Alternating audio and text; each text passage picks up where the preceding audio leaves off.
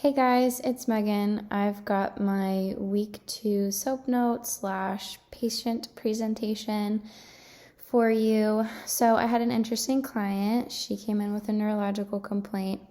So ID, her initials are AB, 67-year-old female, birthday 1/1/1955, Caucasian, came into the clinic independent and appeared to be a reliable historian. Her chief complaint was left-sided facial numbness. So, history of present illness. AB is a 67-year-old female who comes into the clinic independently and appears to be a reliable historian. States for the past morning she's been experiencing left-sided facial numbness and having difficulty controlling her mouth while she eats.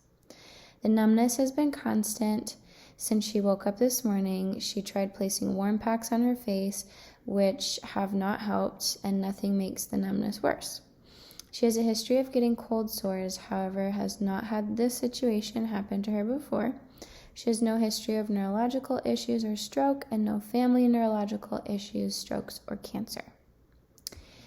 So I felt like pertinent history was that she had cold sores because that makes me think of Bell's palsy, since that can be a cause of it. And other thoughts I had were, oh my God, she's having a stroke. But with the physical exam, we did the whole neuro exam. We checked the bilateral hand grip strength, and things like that. So she obviously was not having a stroke. Let's see, exam findings and discuss, differentials and lesson plan. So let me scroll down here. I'm looking at my SOAP note. So differentials, number 1 was Bell's palsy. Ramsay-Hunt syndrome was another. That one can have unilateral facial weakness or bilateral. Bell's palsy, though, is typically the one side. Then there is something called schwannoma that could possibly cause something like that, and that's actually a tumor in the brain. It's very rare, but it can cause facial paralysis. And then stroke, obviously, was another option. The Ramsay-Hunt syndrome, that can be caused by like a breakout of shingles affecting that nerve, that facial nerve. But you would see like the lesions and stuff, and we didn't see those. So we went with Bell's palsy. What we did for her is we gave her prednisone, 25 milligrams BID for 10 days. Dispensed 20 tabs, no refill. And then we also gave her valacyclovir, 1,000 milligrams daily for 5 days. Dispensed 5 tabs, no refill.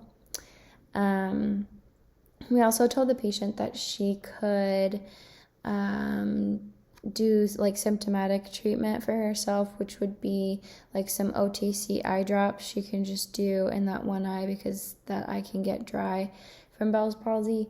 And then some studies say that doing facial massage can like relieve some of the pain. I don't know how much that's true, but it's something that's out there, so we educated her on that. There's also things they can do, like they can get acupuncture.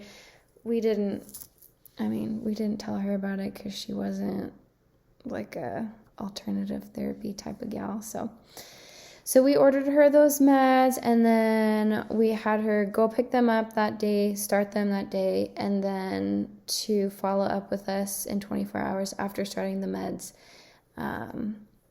if the symptoms continued. So that was my week 2 case.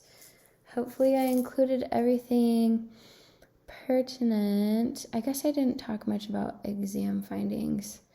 Let me pop in there. So obviously we did constitutional, we did HENT. Everything seemed fine. Like we checked her eyes, Perla.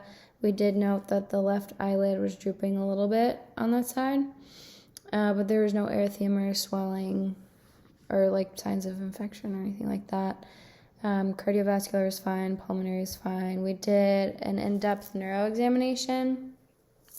So asked her like, where are you, who are you, what time is it, blah, blah, blah. So that would relate to checking for the stroke. And then we did the cranial nerve assessments. So we checked oculomotor, abducens, and trochlear using like the cardinal fields of gaze, and then we looked for like nystagmus and whatever. And then let's see, we checked trigeminal nerve, and that was not intact on the left side because we saw forehead, cheek, and jaw using the sharp and dull sensation was like not like she was numb on the left side. And then we did the upper and lower facial nerve, which is nerve 7, by having her wrinkle her eyebrows, puff out her cheeks, smile, and she could only do that on the right side. So 7 was not intact. And then we also checked glossopharyngeal and vagus nerve. So that was having the patient say ah and swallow. So you see the uvula rise and fall. Also the gag reflex, but we didn't put her through that. And we did all of them. We did the spinal accessory nerve, had her like push up on her shoulders and whatever. That's like not part of Bell's palsy, but we just went through the whole thing. We had her do the bilateral hand grip strength and like finger grip strength. And we also checked her like quads and hamstrings and whatever, just to be thorough. So yeah, and then we did some deep tendon reflexes, biceps, triceps, patellar, and Achilles, and that was all normal. So there you go, Bell's palsy.